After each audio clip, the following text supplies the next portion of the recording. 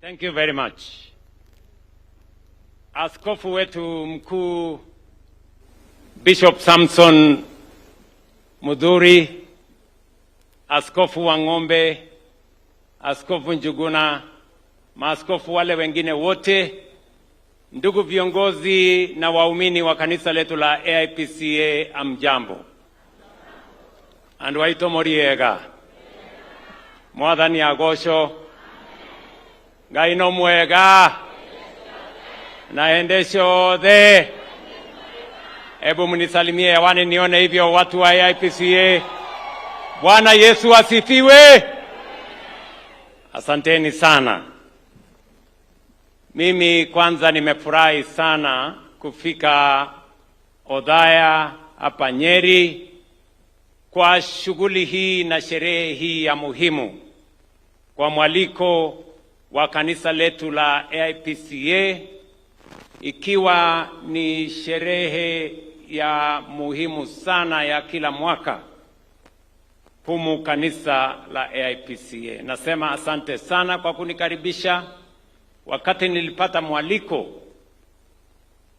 nilikuwa na mipango mingine, lakini niliona ni muhimu niungane na nyinyi, kwa sababu kanisa la AIPCA ni kanisa linalotambulikana na serikali ya Kenya kama kanisa iliyopigania uhuru wa taifa letu la Kenya.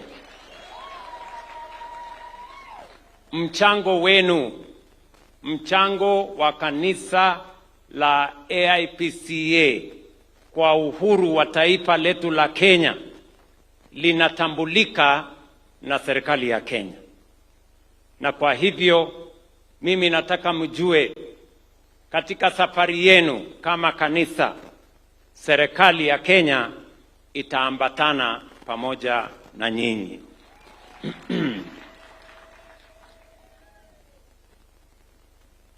Mimi nimefurahi sana kwamba kanisa letu la AIPCA liko na umoja na linazidi kupata nguvu. Mimi nataka niwashukuru maaskofu wetu na viongozi wetu wote pamoja na waumini wa kanisa hii kwa kuwa na umoja, kuwa na ushirikiano. Na leo nikisimama hapa, mimi najivunia sana umoja wenu. Nataka niwapongeze. Mnajua neno la Mungu linasema mambo mawili. Kitabu ya Zaburi 133 mstari wa kwanza inasema, ni mzuri jinsi gani wa ndugu wakiishi kwa umoja. Kwa mstari wa tatu inasema, pale penye umoja Mungu anaamurisha baraka. Leo kwa sababu ya umoja wa kanisa la AIPCA tunaona baraka ya Mungu. Yes. Na mimi ni witness ile Mungu anafanya katika kanisa letu la AIPCA. Tunaona hatua kwa hatua kanisa la AIPCA inapanda ngazi. Mnajenga mjengo mkubwa Nairobi. Sisi ambao ni wa diocese hii ya Central Western, nyuma ya kiongozi wetu wa Ng'ombe. Nikisema sisi ambao ni wa diocese hii, mjue hii diocese inaanzia hapa mpaka kule kwetu Eldoret na Western. So sisi ni members wa hii diocese. Mnajua tunajenga pale Sagana, tunajenga headquarters yetu kubwa. Tayari tumekamilisha jengo ya karibu milioni 15. Tunaona hatua kwa hatua Mungu anabariki kanisa hili letu la AIPCA, kwa sababu Mungu alituahidi kwamba mahali penye umoja Mungu anaamrisha baraka. So I am very proud of the unity of this church, of the progress of this church, and of what God has done for this church of AIPCA. Mimi natakia heri katika hiyo safari ya kujenga kanisa yenye iko na msingi thabiti, and I want to assure you of my personal support and that of the government of Kenya as you go forward. Mimi nawashukuru vile vile kwa sababu ya kuombea taifa letu la Kenya na kutuombea kama viongozi tuliopata nafasi ya kuongoza taifa letu la Kenya.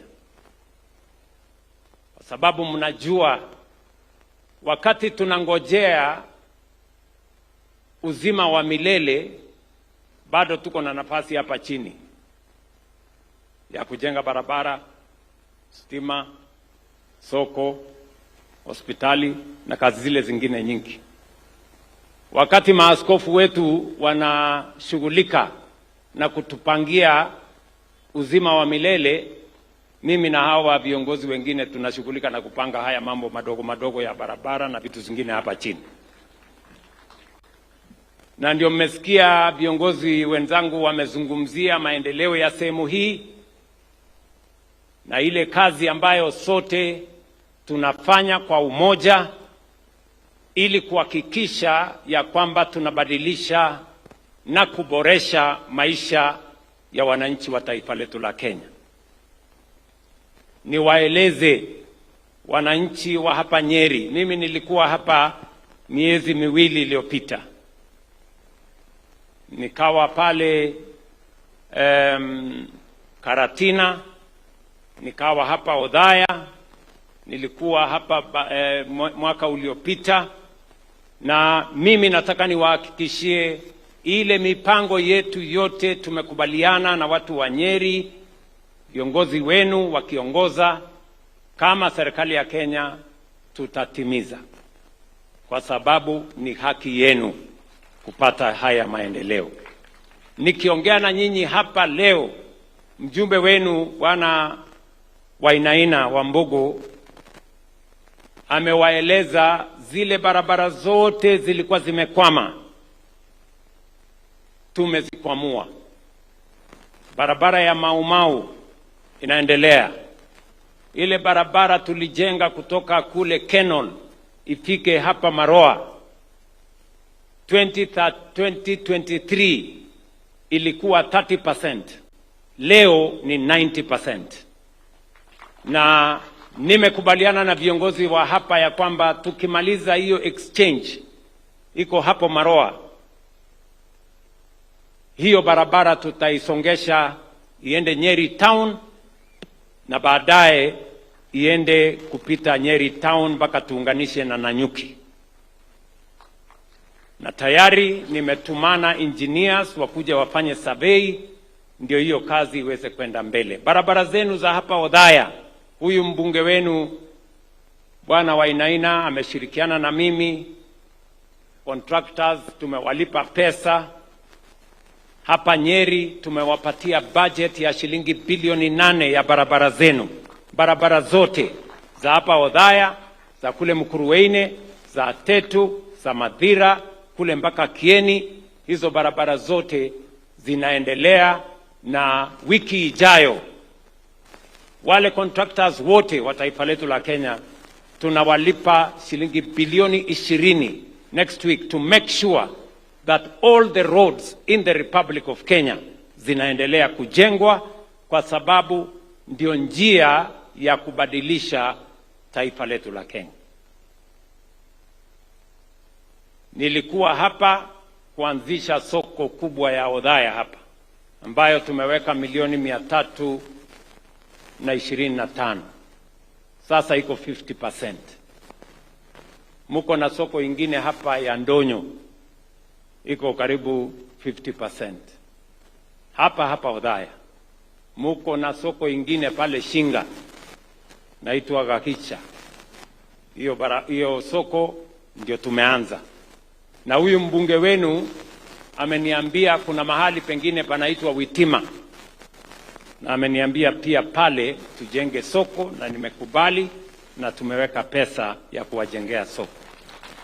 Na sio soko ine peke yake hapa Othaya, tunajenga soko 18 Nyeri County. Tumetoa pesa ya serikali shilingi bilioni 1.8 to build the markets for the people in Othaya, in Nyeri County, kwa sababu tunatambua ya kwamba wafanyabiashara wetu wadogo wanahitaji mahali pazuri pa kufanya biashara. Tuliongea tukasema mama mboga atafanya kazi mahali pazuri, na tunafanya bidii kuhakikisha ya kwamba ile ahadi tulitoa kwa kina mama inatimia, wapate mahali pa kuuzia mazao ya mashamba yetu, mahali pazuri, mahali kuna stima, kuna maji, kuna storage, kuna cold room, na kuna vifaa zingine ambazo zitatusaidia kwenda mbele. Hapa Nyeri nilikuja juzi kwa mambo ya affordable housing. Tunajenga nyumba 5,700 hapa Nyeri County. Tumeweka pesa ya serikali bilioni 13, na hizo zinaendelea including ya hapa Othaya. Hiyo kazi itaendelea, na pale tuko na nafasi, vijana zaidi ya 2,500 wanatusaidia katika kazi hiyo ya mambo ya affordable housing. Hapa Othaya tumekubaliana na mbunge wenu KMTC yenu hapa, tunawajengea hostels ya milioni 130 katika hapa KMTC. Vile mumesikia gavana wenu akisema hospitali yetu ya Mwai Kibaki ambayo ilijengwa na ikawekwa jina ya rais wetu wa 3 hapa Othaya, mwaka uliopita niliidhinisha ikuwe hospitali level 6. Tumeweka board ya hiyo hospitali iwe independent, na tumeongeza pesa milioni 500 ya kuinua hiyo hospitali ili iweze kushughulikia watu wa hapa Nyeri na watu wa sehemu hii ya Central Kenya. Pia huyu gavana wenu alikuja akaongea na mimi, akaniambia mambo ya PGH pale Nyeri, hospitali ilikuwa chini kiasi. Nimetumana contractor, tumeweka pesa bilioni 1, hiyo hospitali yenu tutainua, ndio watu wa Nyeri wapate hospitali ambayo itashughulikia mahitaji yao ya matibabu. Pale Nyeri, mbali na zile hospitali, zile affordable housing zinaendelea pale, saa hizi tunawajengea stadium ambayo imekwama karibu miaka 6 ama 7. Hiyo stadium nimeamurisha ya kwamba kabla ya tarehe 12 Disemba stadium yenu ya milioni 900 itakuwa imekamilika, na mimi nitatangulia kuja kuifungua. Neguo kana tiguo, munanielewa? Neturaiguithania nyinyi watu wa Nyeri, sio kama tunaelewana? Nyinyi ndio mlinipatia nafasi ya kuwa kiongozi wa taifa letu la Kenya. Ni kweli ama si kweli? Pamoja na Wakenya wengine wengi. Na wakati mlinipatia hiyo nafasi, tulikubaliana na nyinyi kazi ambayo mimi nitafanya ya kubadilisha maisha ya wananchi wetu na kupanga mambo ya maendeleo. Kwa maneno ya elimu, watoto wetu walikuwa hawana walimu wa kutosha. Hatukukuwa na madarasa ya kutosha. Watoto wetu wa university walikuwa wanasumbuka. Mimi hapa leo kwa ile kazi mlinipatia, tumeajiri walimu 1,100 kwa miaka mitatu. The largest employment of teachers in Kenya's history. Tumejenga madarasa 23,000 na tumeweka funding model mpya ambayo inashughulikia masomo ya watoto wetu wa university na KMTC pamoja na TVET. Kazi hiyo ingine yote tumekubaliana na nyinyi. Maneno ya maji tumekubaliana na mbunge wenu. Maneno ya kuhakikisha ya kwamba zile barabara ndogo ndogo tunazishughulikia. Na mimi nataka tukubaliane na nyinyi ya kwamba nafasi tulio nayo sasa ni kuhakikisha ya kwamba mambo ya maendeleo katika taifa letu la Kenya inasonga mbele. Na mimi niwaulize ndugu zetu watu wa Nyeri, kila mtu na kila kiongozi anapimwa na ile kazi amefanya. Ama mtu anachaguliwa kwa sababu gani? Si kila mtu anapimwa na ile kazi amefanya? Si kila mtu atakuja kusema kazi yake amefanya ni gani? Mimi nauliza nyinyi watu wa Nyeri, mtu anachaguliwa kwa sura ama kwa kazi? Anachaguliwa kwa matusi ama kwa kazi? Anachaguliwa kwa porojo na propaganda ama kwa kazi? Si kila mtu anapima na kazi yake jameni? Si nyinyi ndio mtapima kazi ya kila mtu? Yule mtu hajafanya kazi si aende nyumbani, aende alime, na yule mtu amefanya kazi si anaendelea? Ama namna gani? Si tuendelee namna hiyo? Hiyo ndio kazi mimi nataka tukubaliane na nyinyi, ndio tuweze kuendelea kwa pamoja. Na mimi sina taswishi yeyote ya kwamba Wakenya wote, vile kanisa letu la AIPCA wametupatia kielelezo kwamba kwa umoja wa kanisa hii tumeona tofauti na tumeona baraka na tumeona maendeleo pia katika taifa letu la Kenya. Mimi nataka niwaeleze ya kwamba kazi ambayo mumenipatia ya kupanga maendeleo ya taifa letu la Kenya, kutoka kwa barabara, kwa matibabu. Hapa Nyeri kwa mfano, huyu gavana atawaeleza, watu wa Nyeri ni watu wako mbele sana. Nyinyi mnasoma barua ikiwa ndani ya bahasha, kwa sababu Nyeri ni county number 5 kwa kusajili kwa SHA. Watu 1,543 tayari wamejiandikisha kwa SHA hapa Nyeri County. 70% of the residents of Nyeri are registered today in SHA.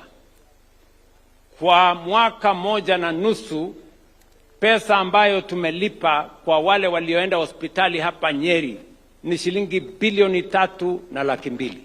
Governor ako hapa, mahospitali wako hapa. That is the commitment we made.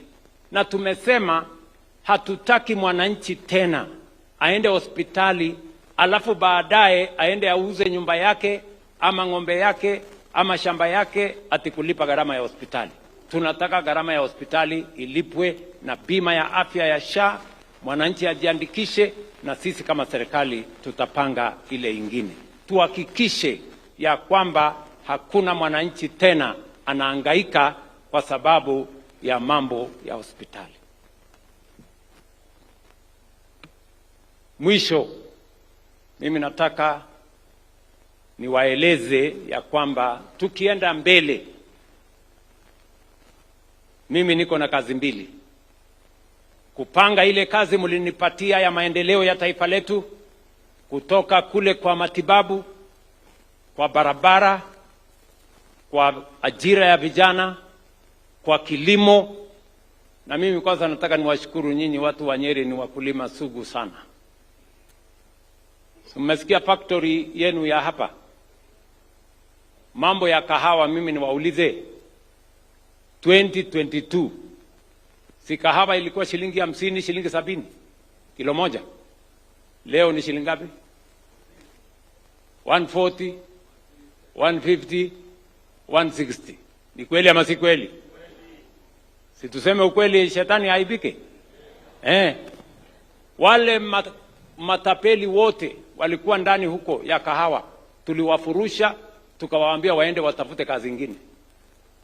Leo hakuna mtu ya kumuibia mkulima wa kahawa. Ndio leo bei ya kahawa iko 160. Ni kweli ama si kweli? Yes. So mimi nataka niwaeleze kazi mbili mimi niko naye, ni kupanga mambo yenu ya barabara, kupanga mambo ya masomo ya watoto wetu, kuhakikisha kwamba matibabu ni sawa, kuhakikisha kwamba kilimo inaweka pesa kwa mfuko yenu, na ya pili ni kuunganisha taifa letu la Kenya. Na ndio nimesema ya kwamba kwa mapenzi ya Mungu tukienda hapa mbele, kwa sababu Biblia inasema mahali kuna umoja Mungu anaamurisha baraka. Hapa mbele nitahakikisha ya kwamba sehemu zote za Kenya tunaunganisha. Hakuna jamii itawachwa nyuma, hakuna sehemu ya Kenya itawachwa nyuma. Sisi wote tutatembea pamoja, na ndio nilitengeneza serikali ya broad based ya kuleta Wakenya wote pamoja, kuleta hata wale hawakushiriki na sisi pia tuwaunganishe, kwa sababu umoja ni nguvu na umoja ni mapenzi ya Mungu. Na Mathayo 5:9 inasema heri wapatanishi, wale wanaunganisha watu wataitwa wana wa Mungu. Mimi nawauliza watu wa Nyeri, mnasema tuungane ama tutengane? Mnakubali tuunganishe taifa letu la Kenya? Niunganishe Wakenya wote? Wangapi wanasema niunganishe Wakenya wote? Nione kwa mkono. Hiyo ndio kazi mimi nitafanya.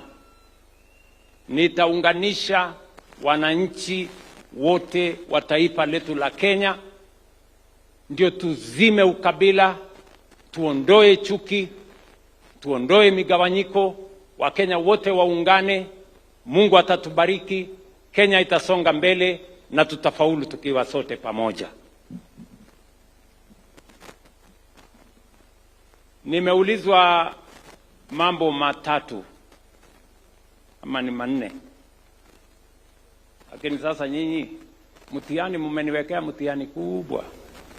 Si tulikuwa tumekuja kanisa? Sasa hawa viongozi wameniwekea mtihani, fanya hii, fanya ile, na hiyo pia, na hata hii. Shule yetu ya Kenyatta hapa, kwa sababu wametupatia uwanja wao, na ni shule ambayo ni sponsored by AIPCA, na mbunge wetu amesema ya kwamba kuna mahitaji pale. Mheshimiwa, tafuatana na mimi takutafutia milioni 10 ya hiyo shule. Na kwa sababu ni shule ya vijana, pia nasikia kuna shule ya wasichana inaitwa Mahiga Girls. Unajua tukifanya ya wanaume tusifanye ya wasichana itakuwa na makosa. Ama wamama mnasemaje? Tusahau wasichana? Haya. So wewe Bwana Wambugu, wakati unakujia milioni 10 ya hawa vijana wa Kenyatta, pia ukujie milioni 10 ya wasichana wetu wa Mahiga Girls. Nasikia pia hiyo kanisa hiyo Mahiga Girls ni sponsored by AIPCA. Ni kweli? Sasa sitaki pia nionekane mimi napendelea AIPCA peke yake. Kuna kanisa nimetua kwa ndege hapa, nilikuwa pale siku ingine. St. Peredia Girls. Pale Peredia Girls. Niliwasupport siku ingine, lakini nasikia hawajakamilisha ile mjengo. Na chairman yuko hapa na ni rafiki yangu, na mbunge hapa ni rafiki yangu. Ndio nisionekane niko na ubaguzi, pia ndatafuta milioni 10 ya hiyo shule.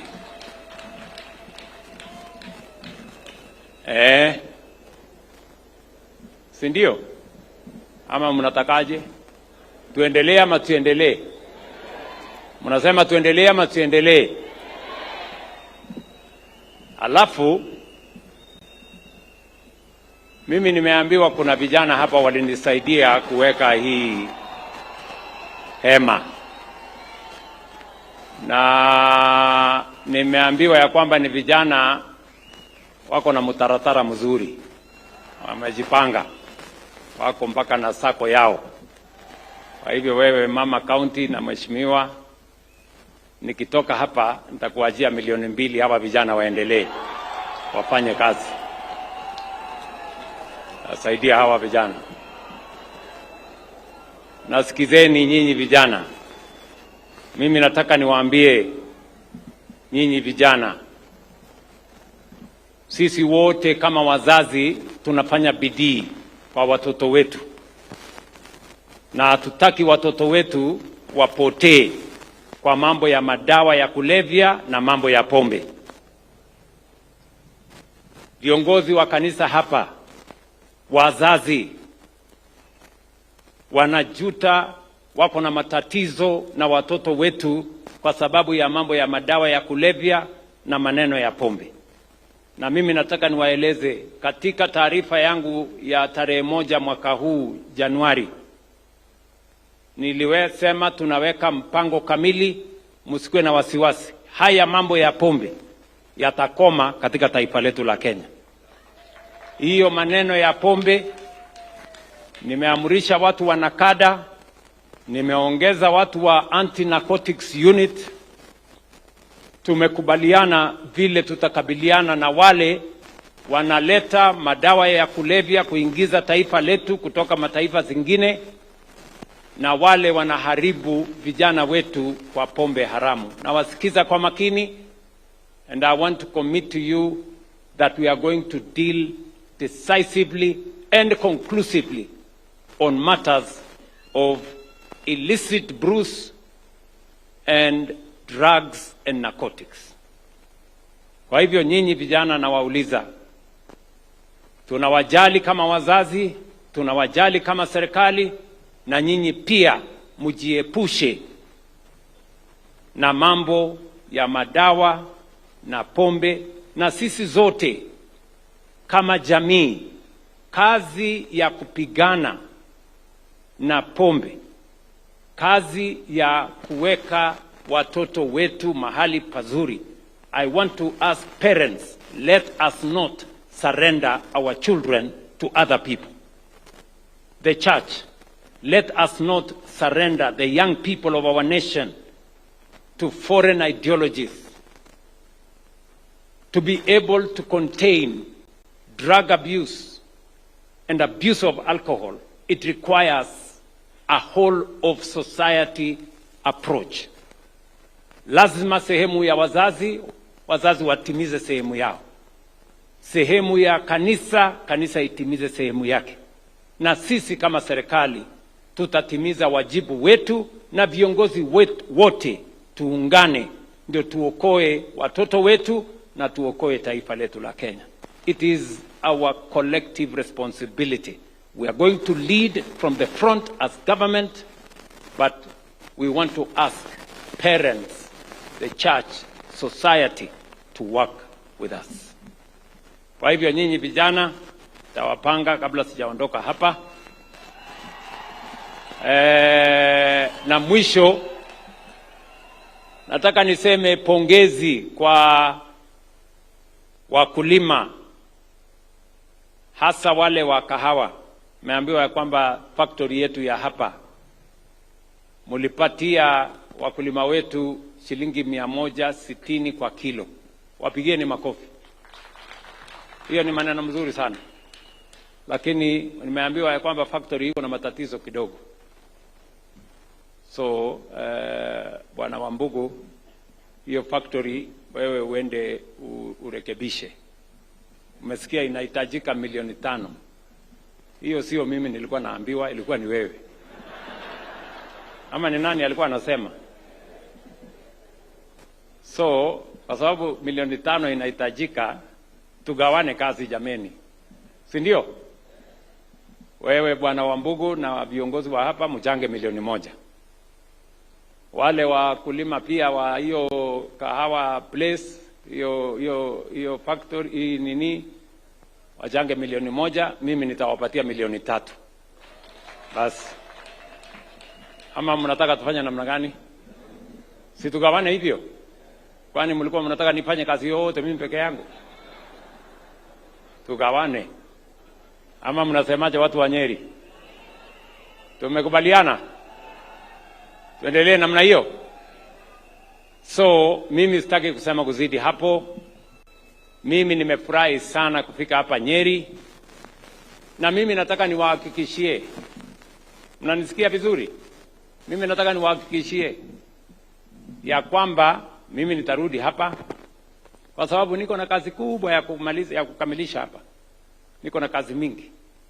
Bado niko na kazi ya barabara, niko na kazi hiyo ingine, niko na kazi hiyo ingine, na mimi niko tayari kwa mtihani. Kila mtu apimwe na kazi yake. Mtu ya kutukanana awekwe kwa kilo yake ya matusi. Mtu ya sarakasi na vitimbi awekewe ratili yake ya vitimbi. Mtu ya kazi kama mimi munitafutie kilo yangu, mimi nitaweka kilo yangu hapo ya kazi. Nego kanati huo. Tutafanya namna hiyo. Ama mnasemaje? Kwani mnafikiri ati kuna mtu atanitisha? Ati akuja atengeneze propaganda hapa, azunguke ati William Ruto. Mimi niko na uhusiano na watu wa Nyeri na haikuanza jana. Mimi nimekuwa hapa bwana. Kwanza hakuna kiongozi wa Kenya hii ambaye ametembea hii Nyeri kuliko mimi. Wale wote ambao wanajifanya ati wanataka kushindana na mimi, hakuna hata mmoja. Hawajui kanisa iko wapi, hawajui barabara iko wapi, hawajui kazi ya wananchi iko wapi. They don't know. Watu ya kuongea barabarani, prorojo, propaganda, must go, sijui, kasongo, sijui. Hiyo nitapatana na hawa hapa mbele. Ama namna gani? Kila mtu atakuja hapa aseme mambo yake. Ama namna gani watu wa Nyeri? Yaani unafikiri kuna watu wanaweza kufikiria kwamba watanipigia kelele kidogo ati niwachane na watu ambao wamenifanya nikakuwa rais, niwachane na hawa? Kwani mnafikiri mimi ni wazimu? Haiwezekani hiyo. Watafute kazi nyingine ya kufanya, mimi niko hapa. Na tutakutana na hawa hapa. Nego kanatiguo. Nambo itakuwa namna hiyo. Kwa hivyo mimi nataka niseme asante sana kwa kunikaribisha hapa Nyeri, na nitakuwa hapa tena na tena na tena mpaka Nyeri ibadilike na Kenya ibadilike. Asanteni sana, Mwathani amurathime.